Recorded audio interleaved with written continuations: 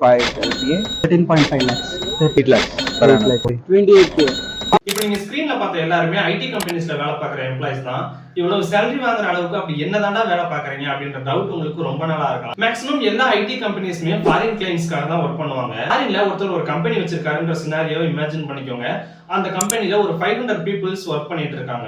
இப்போ அந்த 500 பீப்புள்ஸும் தன்னோட அட்டெண்டன்ஸை ரெஜிஸ்டர் பண்ணிக்கிறதுக்காகவும் மற்ற எம்ப்ளாயிஸோட டீடைல்ஸை பாத்துக்கிறதுக்காகவும் அவங்க எவ்வளவு டேஸ் லீவ் போட்டிருக்காங்க அப்படின்ற டீடைல்ஸ் எல்லாத்தையும் பாத்துக்கிறதுக்காகவும் ஒரு வெப்சைட் தேவைப்படுதுன்னா அந்த வெப்சைட்டை டெவலப் பண்றதுக்கு ஃபாரின்ல ஒரு 100 ரூபாய் செலவாகுதுன்னு வச்சுப்போம்.